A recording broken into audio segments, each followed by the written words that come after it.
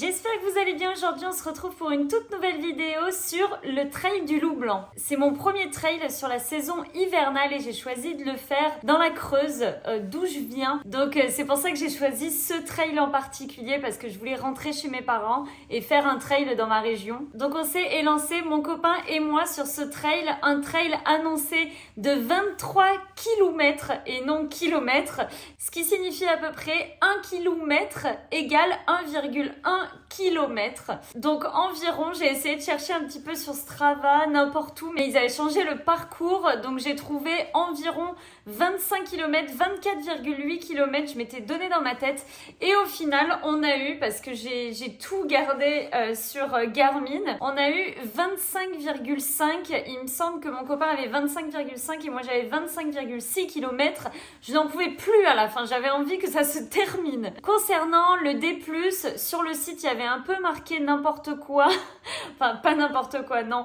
Mais par exemple, sur le journal local, il y avait marqué 800 mètres de dénivelé à un moment donné. Et si tu descends plus bas dans l'article, il y avait marqué 900 mètres de D+. Donc au final, on savait pas trop. Je m'attendais à 900 mètres de D+. Au final, on a eu 1000 mètres à peu près de D+. Voilà, je pense qu'il faut le savoir quand on fait des courses un petit peu saucissons, comme on appelle ça chez nous. Disclaimer, je dis que c'est des courses saucissons alors qu'il y a des championnes qui sont venues battre des records sur cette discipline et il y a énormément de monde qui s'inscrit. Mais voilà, quand je parle de saucissons, c'est parce que généralement, il n'y a pas trop de sous à gagner ou pas énormément de choses à gagner. C'est vraiment une course, bonne ambiance, géniale. Donc voilà, c'était pour ça qu'on était venus de toute façon. Avant toute chose, vous me voyez ici, mais c'est parce que j'ai pas eu le temps de faire vraiment un vlog en intégralité pendant toute la journée du trail, du matin jusqu'à l'après-trail. Donc c'est pour ça que je suis ici, je vais vous expliquer comment j'ai vécu un petit peu cette course en vous illustrant plein de petites vidéos que je vais vous mettre au fur et à mesure. Donc pour commencer, le trail s'est passé le 10 décembre 2022 à Guéret. Donc si vous ne connaissez pas, c'est la capitale de la Creuse. Bref, je vais vous parler un petit peu de toutes les étapes de cette course. On est parti à 7h du matin, on a environ entre 30 minutes et 1 heure de route.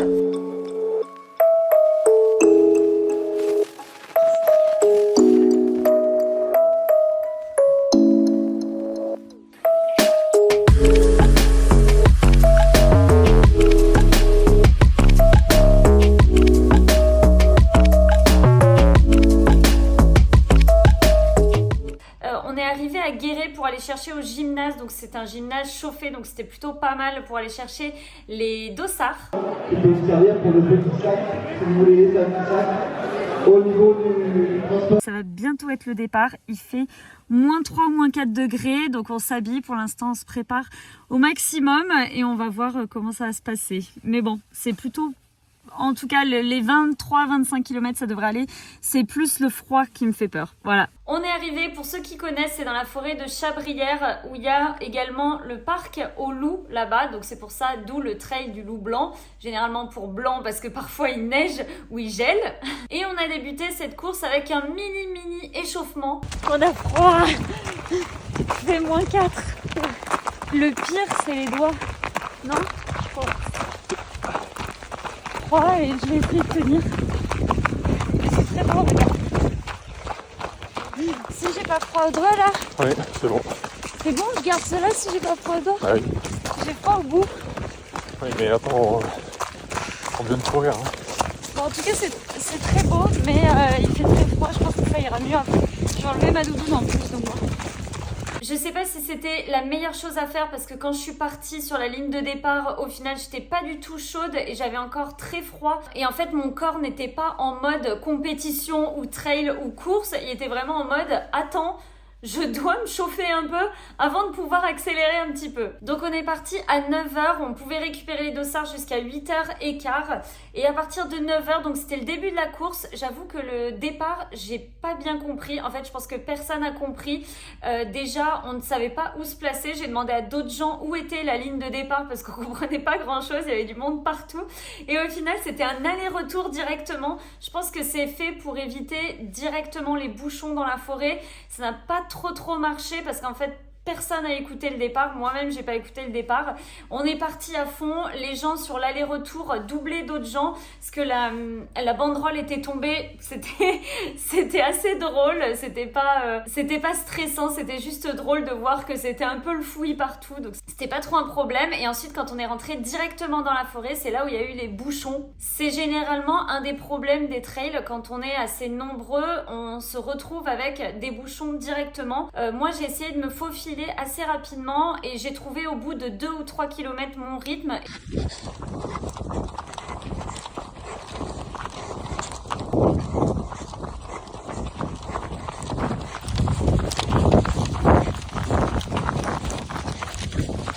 Et après, j'ai plus vraiment ressenti les bouchons sur le trail. Sur 25 km, je trouve que ça va largement. Ensuite, on a attaqué une première étape. Donc déjà, j'ai récupéré mon copain, on va dire, au 3 ou 4e kilomètre parce qu'il était parti vraiment à fond.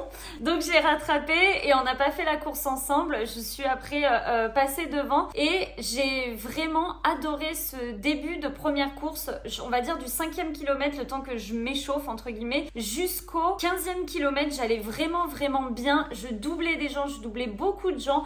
Je montais vraiment à fond et je trouvais les paysages également magnifiques. Quand je suis arrivée à un endroit, il me semble que c'était les 7 premiers kilomètres, j'étais déjà assez bien placée et il me semble qu'au 15e kilomètre, si je dis pas de bêtises, vraiment je pense que je vais me tromper sur les kilomètres parce qu'on savait pas trop, mais à un moment donné j'étais 7e de la course féminine et du coup j'étais plutôt contente mentalement et je me suis dit qu'il fallait que je continue.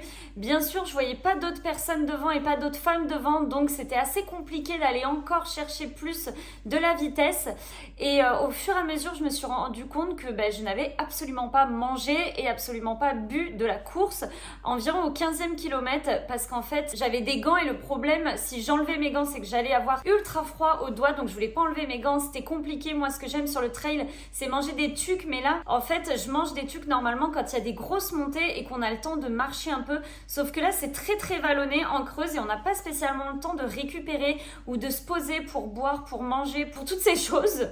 Et en fait, à partir du 2e ravitaillement, il me semble que c'est à partir du 15e kilomètre, j'ai commencé à plus trop avoir d'énergie, donc j'ai commencé à manger. Ce que mes parents m'avaient acheté juste avant le trail, c'était des pommes potes. Je pense pas que ça soit la meilleure solution, mais en fait, j'avais pas eu le temps de racheter sur internet mes ravitaux habituels. Donc j'ai pris des pommes potes et au final, c'était une très mauvaise idée parce que j'ai dû en manger 2 ou 3 d'affilée. Et après, j'ai eu un gros mal de ventre énorme.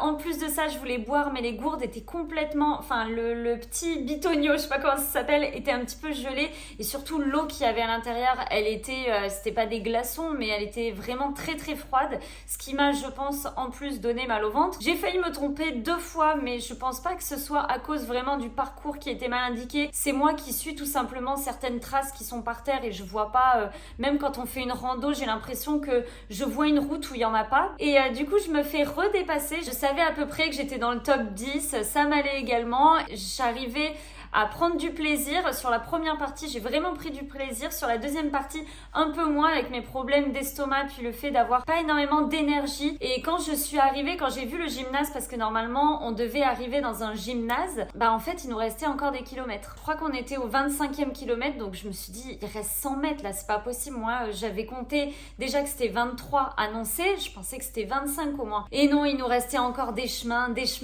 Et au final on est arrivé vers 25,600 km, enfin 25 km 600.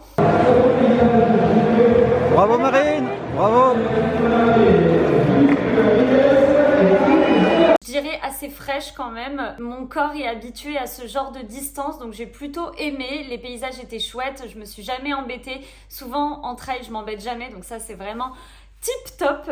Le seul bémol pour cette course, je dirais que c'est l'arrivée qui est dans un endroit, en fait, je pensais que c'était le gymnase, mais c'est les tennis couverts. Alors bien, certes c'est couvert, mais en fait il faisait extra froid. Je pense que ça aurait été mieux de nous faire arriver au gymnase avec un petit peu de chaleur, ça aurait fait vraiment du bien. Parce que là, le temps que on attende, on se change un peu, on se ravitaille, j'avais extrêmement froid. Mais sinon, j'ai pu également retrouver à la fin mon copain. On on s'est bien ravitaillé, on a bien mangé, on est rentré ensuite, on n'en pouvait plus. J'ai eu des courbatures pendant 2-3 jours quand même. Et voilà, je suis bien contente. Donc je finis 9e femme de cette course sur environ 160 il me semble. 130 plutôt, je viens de regarder mon post que j'avais fait le jour même. En 2h43, donc pour 25,6 km et 1000 mètres de D+, et 86e sur 500 au scratch. Ce qui est trop bien, enfin je suis ultra contente. Et du coup en route pour les crosses, là je pense que je vais être prête pour le froid. Je pense pas qu'on est aussi froid proche de Bordeaux. J'espère que cette vidéo vous aura plu et je vous retrouve très bientôt pour une prochaine vidéo. Ciao!